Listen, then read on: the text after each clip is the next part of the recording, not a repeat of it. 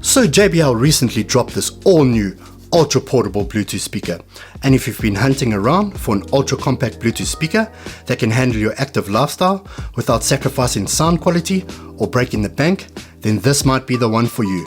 Meet the all-new JBL Grip. This portable speaker fills the gap between JBL's Clip 5 and JBL's Flip 7, offering the perfect balance of portability and power. But did JBL really need to add another speaker to its already jam-packed lineup? Maybe, maybe not. Today we're breaking down the specs, testing the features, and seeing if the Grip actually lives up to JBL's legendary big sound, small package reputation. So let's see if this pocket-sized powerhouse actually lives up to the hype, delivering monstrous JBL sound from a can-sized body you can take absolutely anywhere. So let's jump in and see what this thing can really do. Priced at just around 1,499 Rand in the South African market, or about $99 US at the time of filming this video, this speaker fits comfortably in the mid-range speaker category. There's often specials and promotions available, so definitely keep an eye out for a good deal. The Grip arrives in JBL's signature eco-friendly FSC certified cardboard box. Big shout out to JBL for the eco-friendly packaging, while still looking clean and neatly presented. Alright, let's see what's under the hood.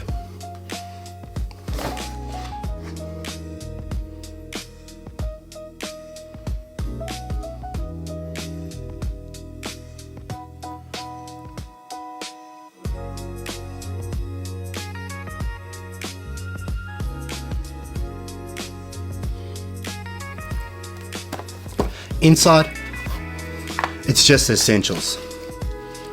You get the speaker, the quick start guide, and the warranty information.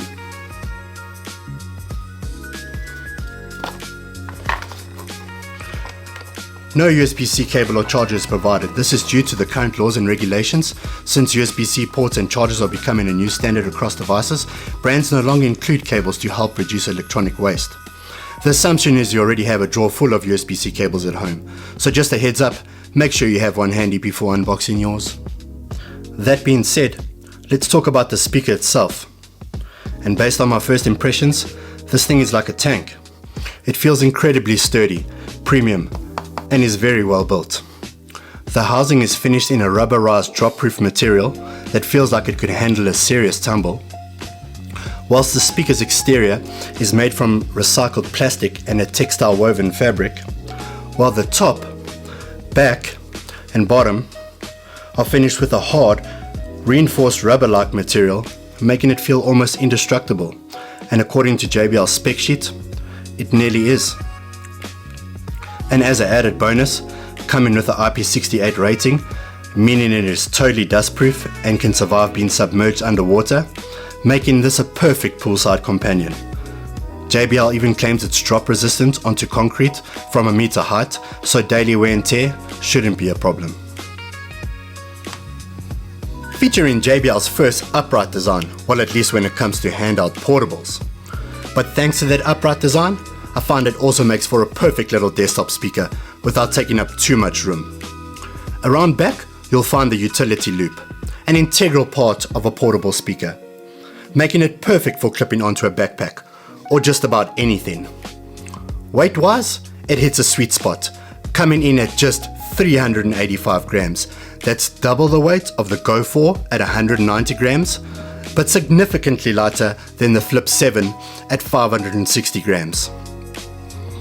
It's shaped perfectly to grab and go or slide into a backpack side pocket, small enough to fit into a cup holder, making the Grip ultra portable in any situation. The Grip also comes available in multiple different colorways: red, purple, white, pink, blue, squad or camo as we know it, and this black version. So visually, JBL gives you plenty of choices. But design aside, let's talk about how this thing actually works. Controls are classic JBL, simple, tactile and easy to use. On the top you'll find the buttons for power, Bluetooth and Auracast, which lets you instantly pair up to other Auracast enabled speakers. You also got a Bluetooth status LED and battery indicator to keep you in the loop. On the face of the unit you'll find the playback controls. letting you adjust volume, play, pause, or skip tracks with the double tap of the volume buttons. If you're already familiar with JBL devices, you'll know exactly what to expect. But here's the new twist. The Grip also gives you this new semi-customizable ambient lighting strip to up the vibes. A really nice little touch. You can cycle through the colors by using the button below the strip or through the JBL Portable app. This adds a nice little accent to your late night listening. Now, when it comes to connectivity, the JBL Grip connects to your device wirelessly over Bluetooth 5.4 and supports both SBC and AAC codecs, delivering clean, detailed wireless audio. While it doesn't support higher resolution audio codecs like LDAC or aptX, this isn't really a deal breaker for most listeners, unless you're an audio professional or serious audiophile. That being said, there's also no support for lossless audio via a wired connection through the USB-C port. But on the plus side, being Auracast ready as mentioned, which means you can link up with newer JBL Auracast enabled speakers like the Flip 7 or Clip 5 for synchronized playback. This lets you fill up larger spaces with the same audio playing across multiple speakers. And in theory, this allows you to connect an unlimited number of speakers together for synchronized playback. But just one thing to note, Auracast doesn't work with older JBL Party Boost enabled speakers like the Charge 5 or Flip 6, so if you try mixing old and new JBL speakers, they won't sync together. And as usual, if you want true stereo performance across two speakers with distinct left and right channels, you'll need a matching speaker to pair it with. Now, when it comes to app support, I highly recommend you downloading and installing the JBL Portable app. From here, you can customize the lighting effects. Pick from one of your favorite light shows, or even cycle through the colors to best match your vibe.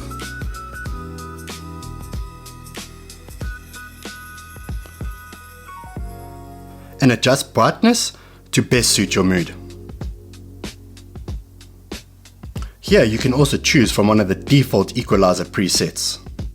And honestly, I personally stick with the JBL Signature EQ. It just hits right. Punchy bass, clean vocals, and crisp highs that stay smooth.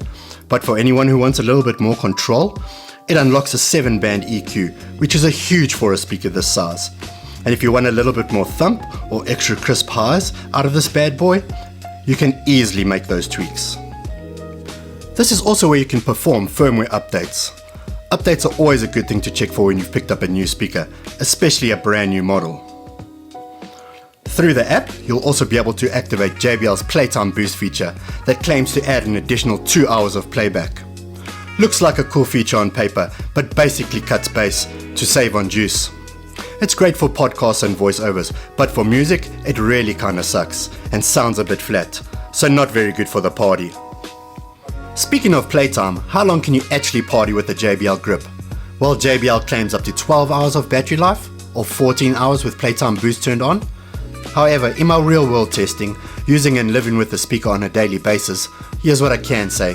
Depending on how loud you like to crank up your speaker's volume, and the type of content you're playing, and if you have the light feature turned on, you'll get anywhere between 3 and 12 hours of actual party time. Alright, let's talk sound quality and performance. First up, the Grip packs a front-facing full-range 4-inch driver with 2 small passive radiators, delivering a frequency response ranging from 70 Hz to 20 kHz, while pumping out a massive 16 watts of output power. And just for reference, the Clip 5 is rated at 7 watts. But don't get me wrong, you'll be pleasantly surprised at the sound quality and performance. This thing absolutely smokes the Clip 5 with double the output power. But don't just take my word for it, let's crank it up so you can hear it for yourself. What you're about to hear is the speaker's raw sound recorded straight from the speaker using a professional microphone setup. No EQ, no enhancements, and no post-processing. So throw in a pair of headphones for the most accurate listening experience. And let's jump into it.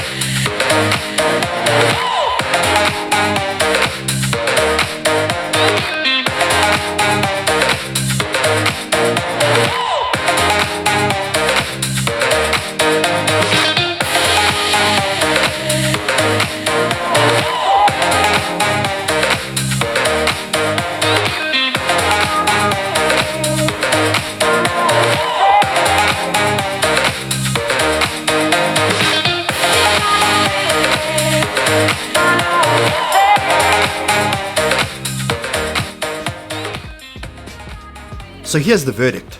It delivers a more satisfying low-end punch, while the treble quality is still there without sounding tinny.